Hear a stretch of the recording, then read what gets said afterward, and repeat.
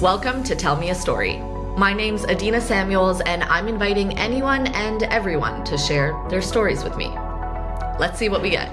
David, welcome to Tell Me a Story. Thank you so much for being here. Thank you for having me. It's seen this from inception, and great to participate and support. Very excited to have you here. So, for those listeners who don't know you, can you introduce yourself? Sure. So, my name's David Gasch. I'm a local commercial real estate agent in Toronto, and known Jewish community macher or supporter or mensch,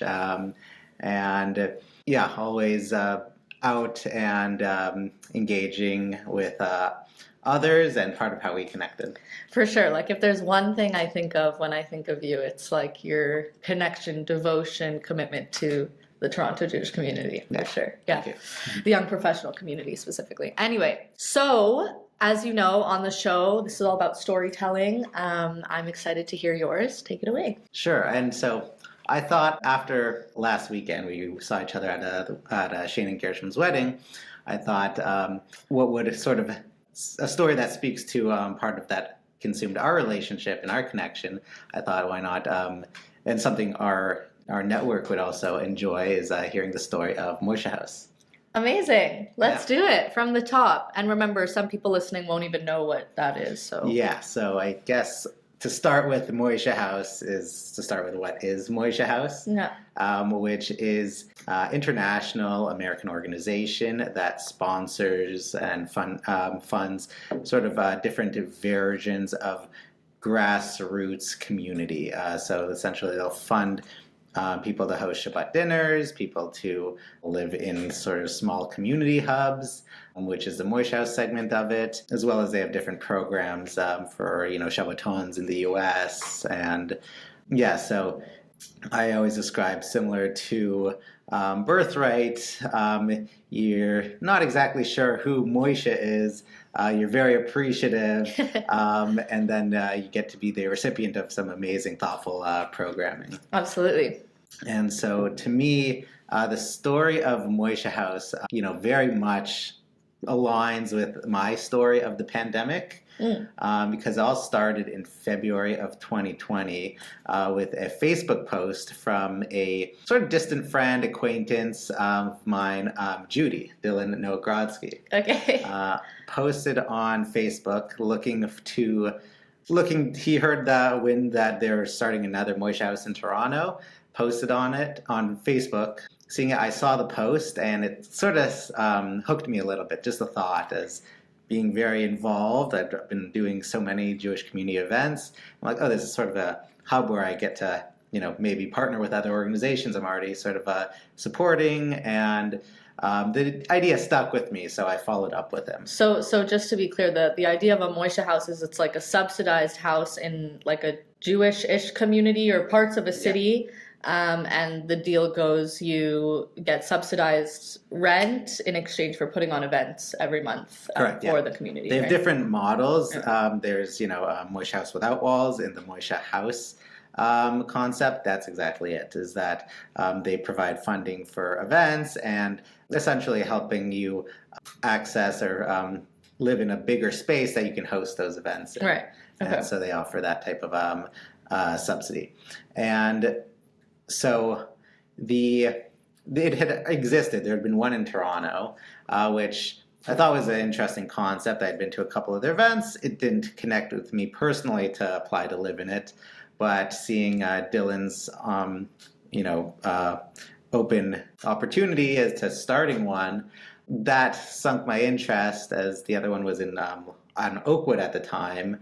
I didn't see that, and whereas the opportunity to craft one from scratch was too interesting for me to pass up. So I reached out to him.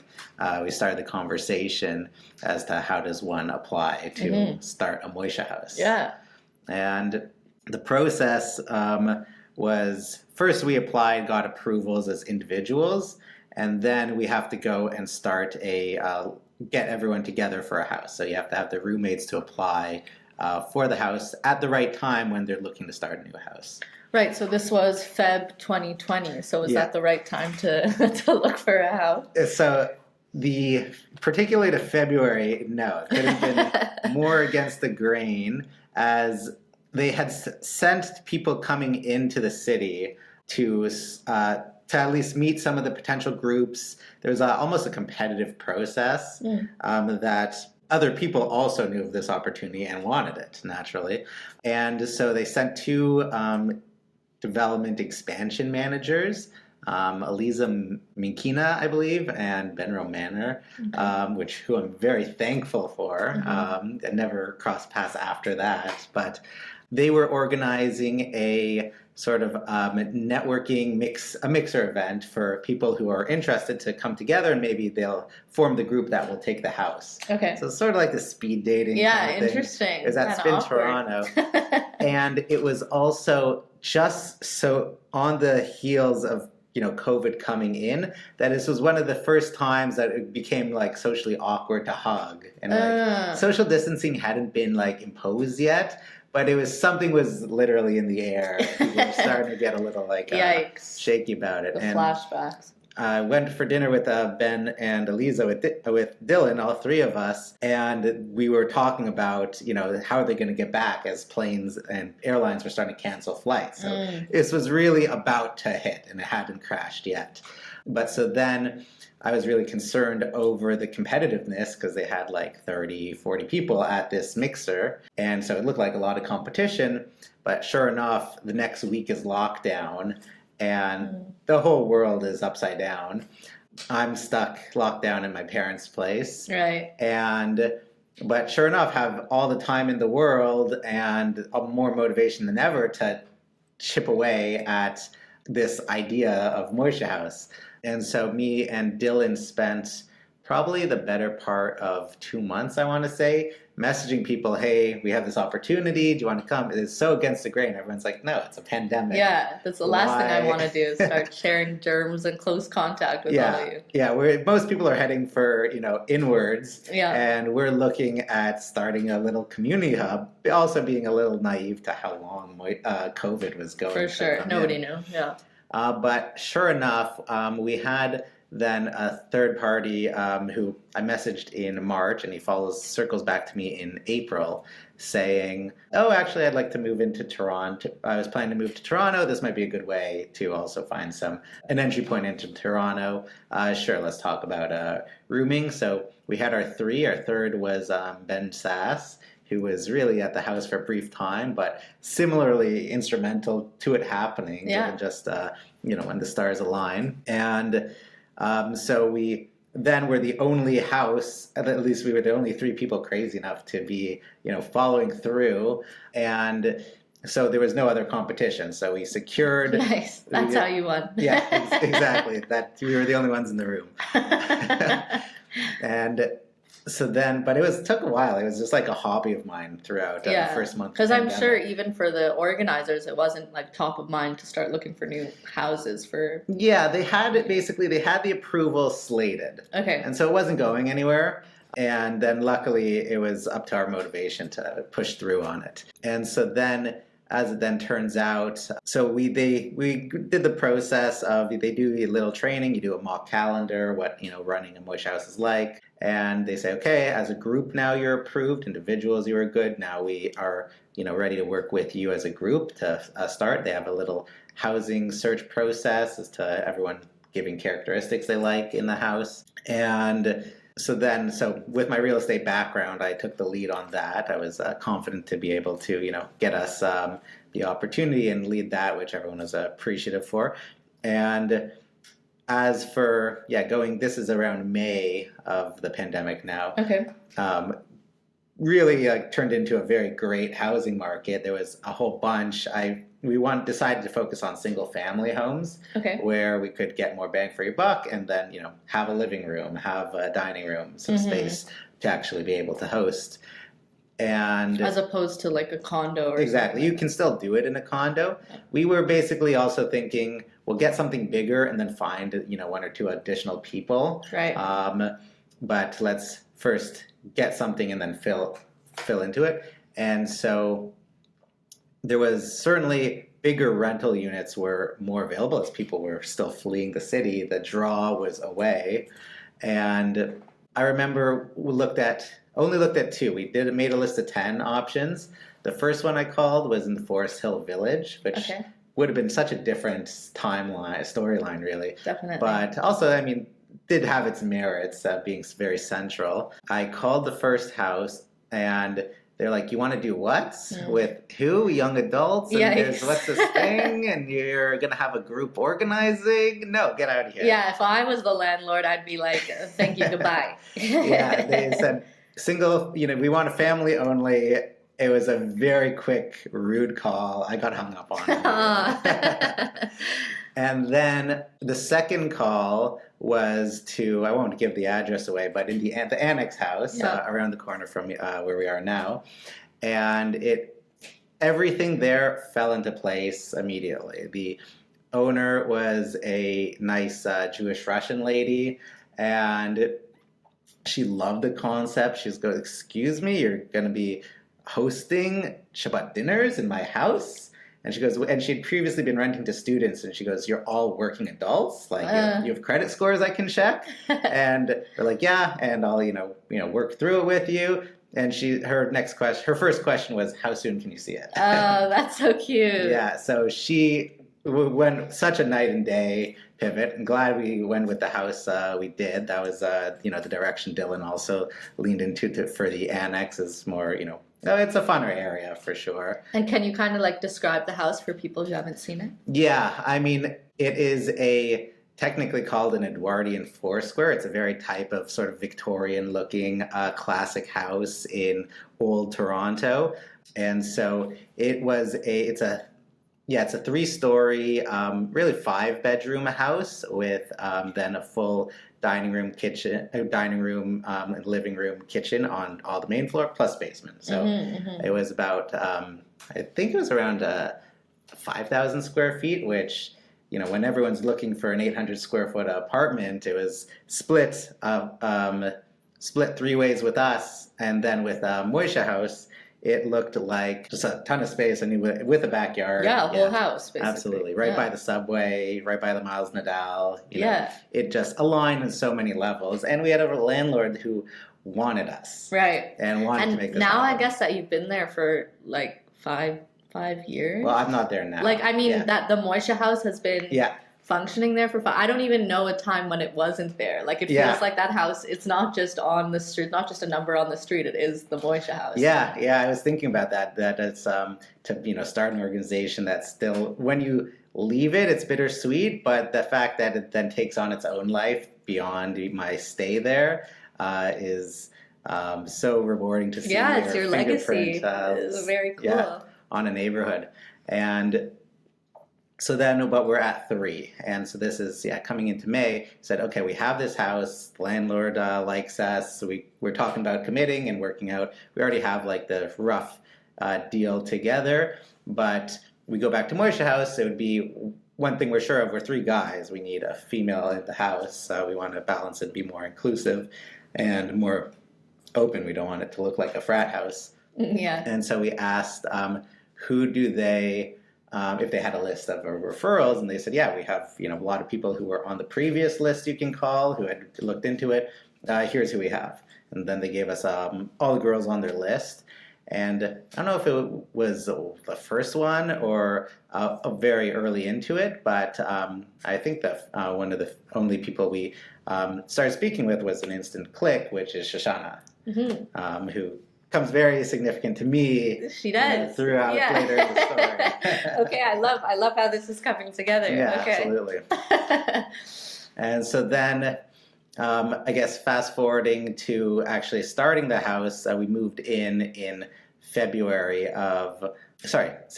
of 2020. Right. And so we'd just gone through the summer. It seemed like cases were dropping. We were out of lockdown, some liberties.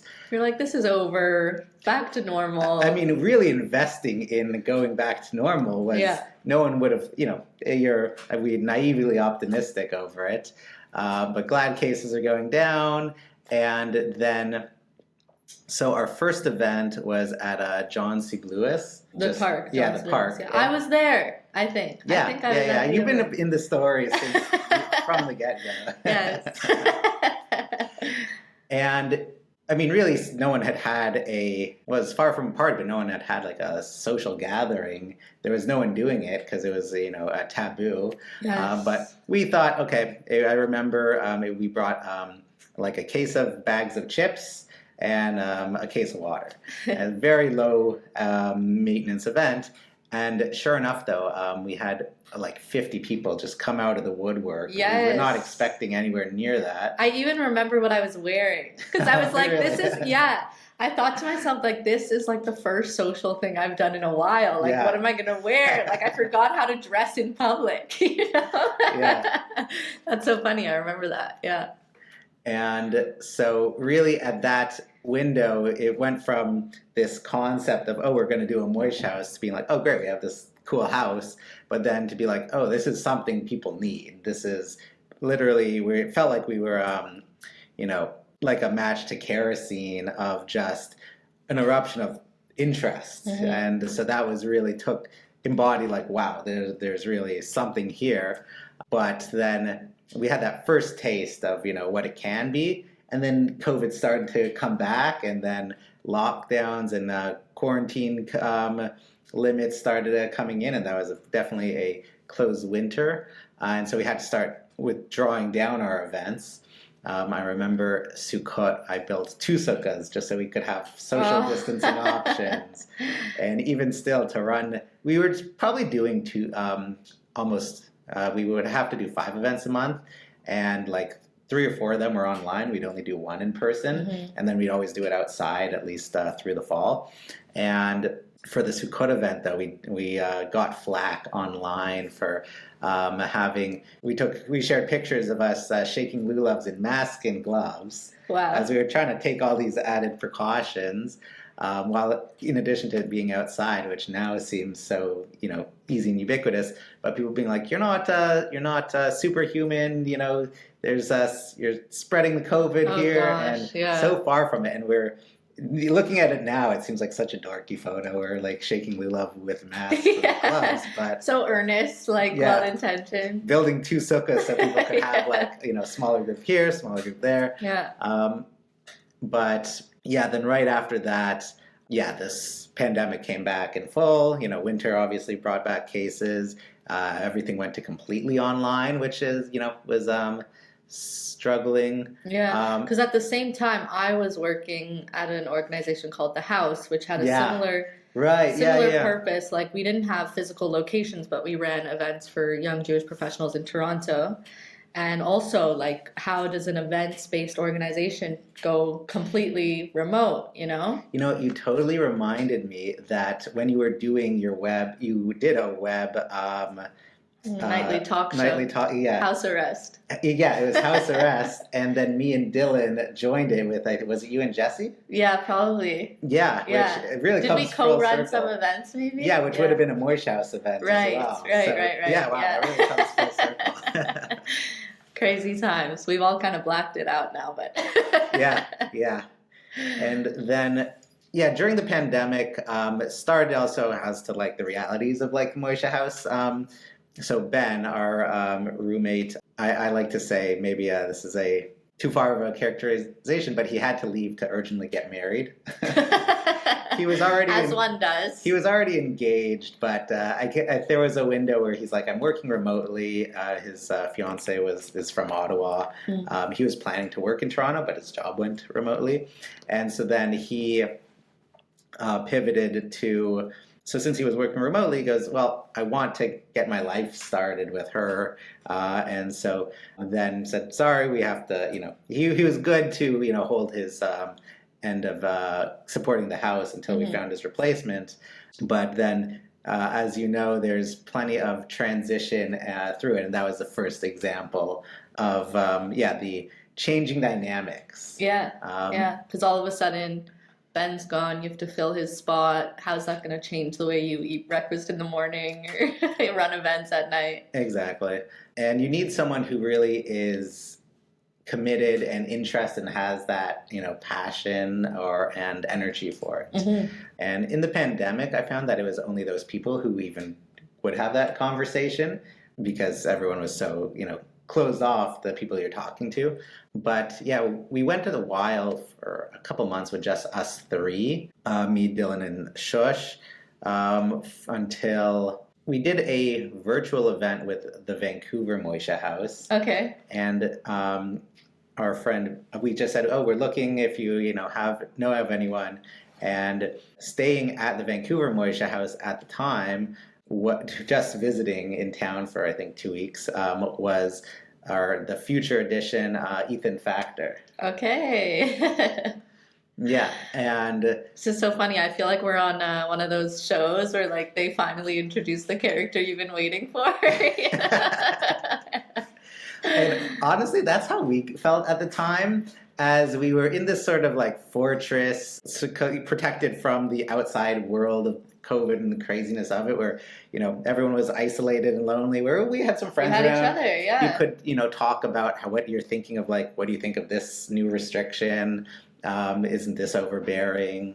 And there wasn't anyone who was particularly strict over it. Obviously, we're all cautious, but that we could live our lives and we also wouldn't infringe on each other. Yeah. You know, if someone brought someone new into the house, we weren't crying, bubble, bubble. Yeah, exactly. My version of that was, so that same year was the first year I moved out from my parents' house, and I moved downtown, very close to this like gorgeous French bakery, and coffee shops and restaurants were still open, but for takeout only. And I felt like my solution to social distancing was just to get like a service job, because then I could just be with people and serve people all the time. So I worked part-time at this bakery, and it was like the best, I think the smartest thing I've ever done was because I had friends around me, like behind the counter, and then all of these customers that I could meet and interact with. And I wasn't doing anything wrong. No one was giving me that, like, you know, wagging finger or anything. And I had a great social life and made money too. Wow. That's a fun way to, I mean, people were so desperate for connection, and it was so fulfilling to just have that sort of already baked into our home environment. Yeah. And that it was nice too. But as for the TV show joke, we literally called it like a new season starting, which stuck. So the first 4 was season 1, then Ethan kicked off season 2. Yeah. Which I believe they, you know, kept going I left at the end of season 4. And now they're in like season 6 or something. One of the original, the favorites. They killed him off the show. Which, but that certainly felt like a classic original cast, and we all clicked so well together. I remember, and it was so wholesome because, you know, I remember virtual crafting events was sort of like our flavor that we were trying, that we found popularity in. But yeah, otherwise, obviously, there's not too much. It felt like sort of the set of friends where they're sort of all living in these houses that is like, how are they getting in this? What's this unique circumstance that they're on? And yeah, but at least I felt it at the time, what a unique situation it was. But kind of frustrating as well, because all of you are living there in order to try and like build community and bring people together, and you're so limited in your ability to do that because no one can leave their homes, you know? Yeah, absolutely. Luckily, that was only really within the first year, and we got certain windows, and once things started coming down, we really started to ramp up immediately, because as soon as felt like we were really on the vanguard of whatever the new limit was. If, you know, you could have 10 people socially distanced outside, we were doing 10. Right. The day of. Or, you know, 10 people indoors, even that's exciting. Yeah, huge step forward. And once it got to like, I think it was 50 people outside, we're, you know, calling up people to a park Shabbat, you know, hangout. Yeah. And it was so surreal because it felt like we were the only game in town, because we didn't have any, you know, serious, like, we would report our events to our community managers. They always liked, you know, what we're doing and getting good numbers. But it wasn't like we're part of this large conservative organization that, as I know the House struggled with at the time, is how do you dance that line?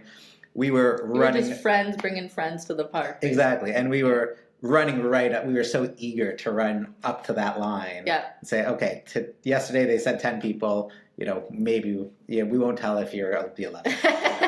It stays here. Yeah. And then, but yeah, as that wall came down of the restrictions in the following summer, I guess, of 21, was how potent people needed community more than ever.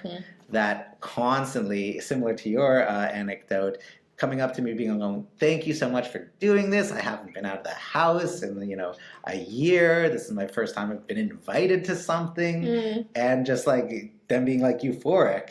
And certainly in the first couple months, that was a very big uplift. But that, to people, we're still coming out of the woodwork, I would say, almost for the first year after it, especially because then there was a second resurgence and but people kept, were sort of still building their social muscles after COVID. Definitely. For some of us still are. Whereas I felt so, well-trained comparatively that we'd been together, socializing on a daily basis. Yeah. But yeah, it was such a warm place to really spend quarantine and the pandemic. Yeah, I remember one thing we did at the house was we pulled a list of, I think, 2,000 people, which was basically like our base, our entire base of the people that we had reached.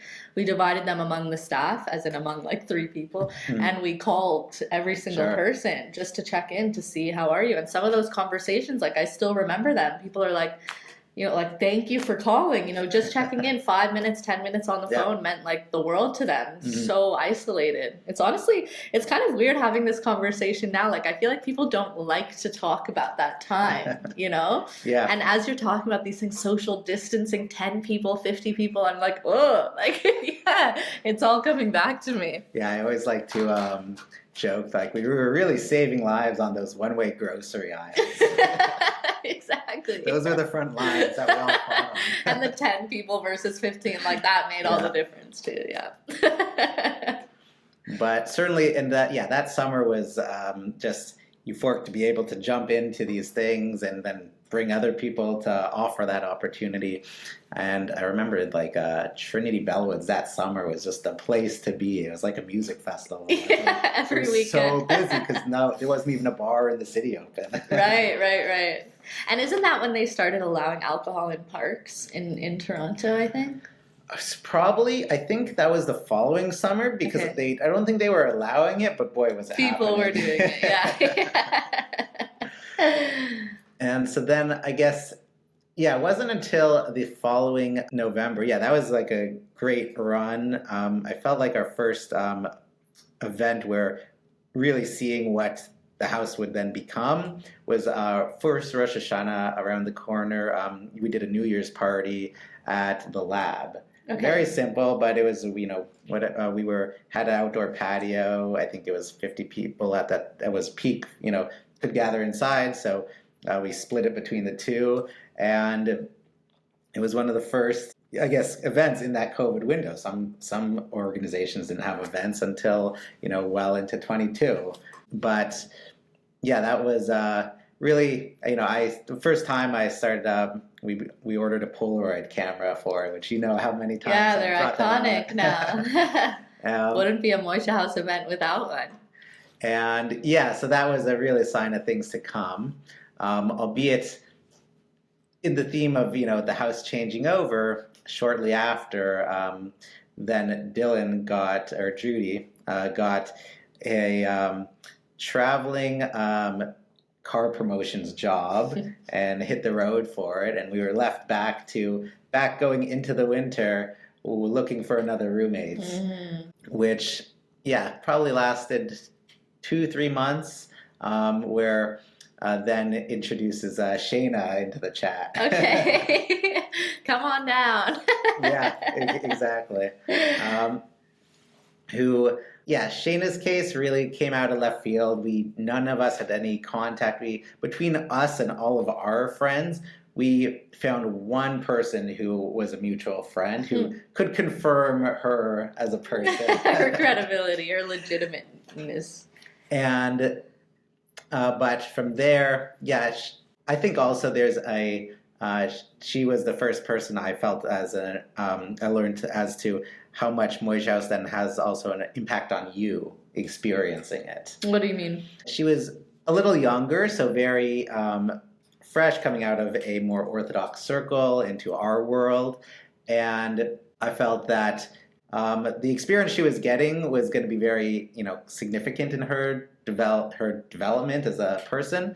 And whoever was joining on the first day would be very, very different than at the end of the end of her journey at Moishe House, which certainly proved to be the case as she embraced, so much socially, guiding into so many activities, and just embracing the whole world in the annex, and then pretty quickly into it, meeting her now husband as of last week, Gershom. At the house, right? Yeah. That's where they met. Yeah, absolutely. Gershom was a friend of Shoshana's, and they clicked very early into it, and me, Ethan, and Shush got shout-outs at the wedding last week for having Moishe House. And that was the second Moishe House wedding that I've been to. Okay, amazing, and to many more.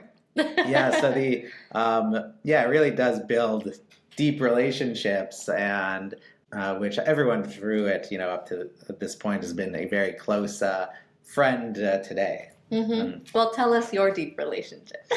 Sure, of course. And so after, so then the rest of that year was me, Shush, Ethan, and Shayna. Fantastic year.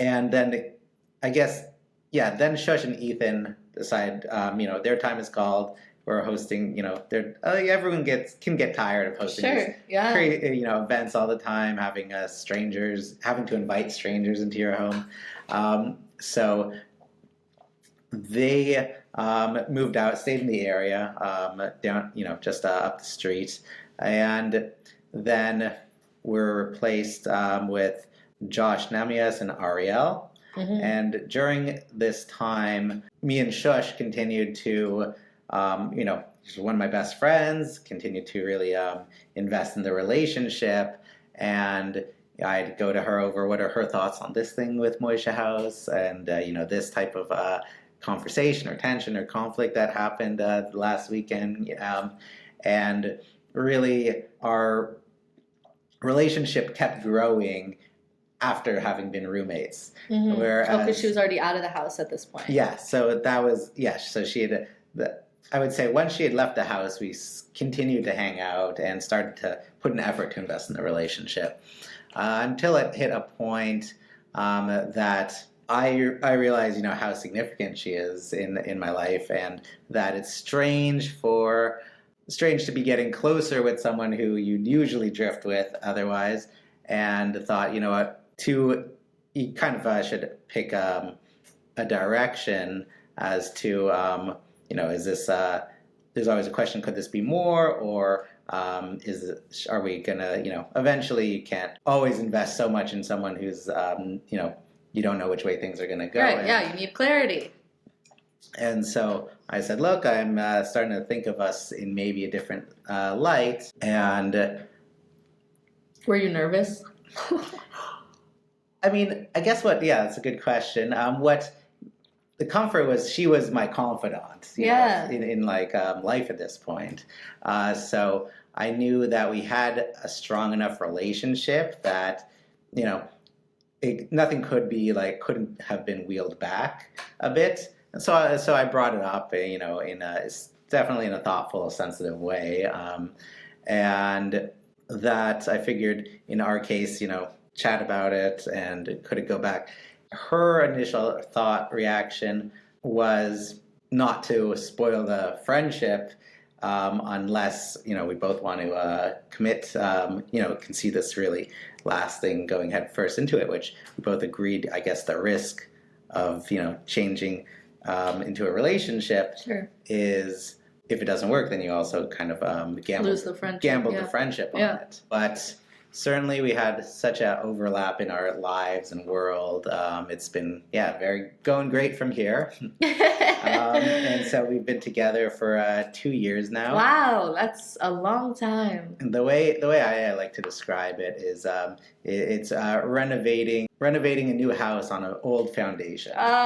David, that's cute. Yeah. Everything was there in a sense, but just needed a few adjustments, a few alterations. Yeah, and certainly, certainly a different dynamic than being just friends. You're so responsible for each other, but certainly having so much of a shared world and shared life together already, having grown together, gives you such a strong foundation for it. And funny that looking back, like you were just roommates, just trying to do Jewish stuff together. Like it's kind of a beautiful union. Yeah, and so it's the Moishe House gives in so many ways to it. The more you contributed to it, and so. Me also being the beneficiary as one of the multiple Moishe House couples that has grown from it. It comes into a very cute story. It definitely does. It's kind of amazing. Like that's the kind of thing you'll sit down and tell your kids one day. Or you'll just show them this episode, I guess. Well, and what a big podcast I was on. Exactly. When it was in its infancy stages. Exactly.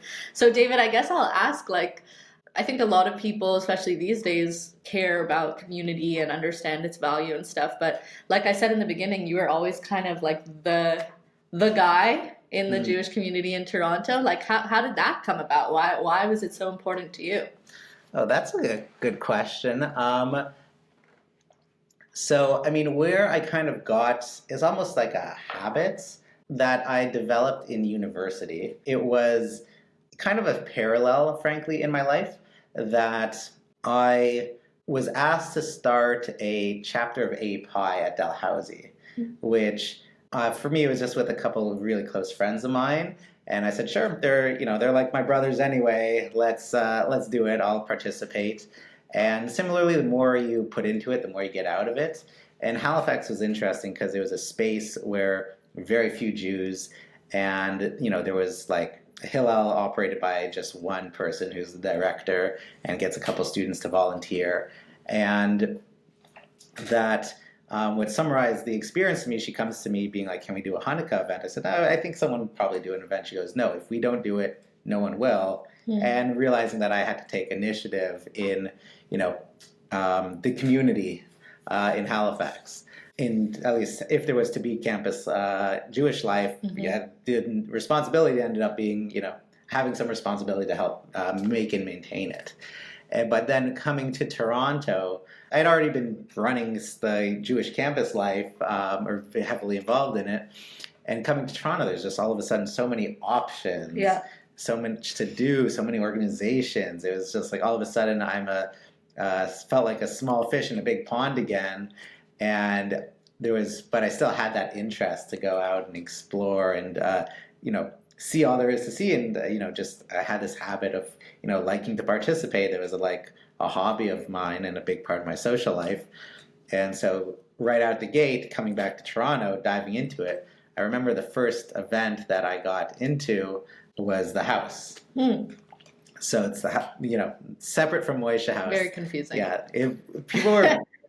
Still are, in the first, is certainly for this show, but even when Moishe House was starting, they thought the house and Moishe House was abbreviation. Yeah, exactly. Because it kind of we serve the same demographic. Very confusing. Yeah, and so then, so that sort of was where I built this continuous interest in involving myself in Jewish community events and young adult events. Which is where the interest in Moishe House thought, would click quite well. Yeah, definitely. Well, David, I also have benefited so much from the events that you put on and just having you as a neighbor around the corner and as a friend. And I think we need people like you. So thank you for, everything that you've done for our community and also for coming on and telling your story. Thank you. A pleasure. And it's great to have been a part of your story is just as much as you've been a part of my story. Yeah. Oh, David. Well, thanks again. Really great having you here. Thanks for listening to Tell Me a Story. If you like what you heard, like, subscribe, follow. You know the drill.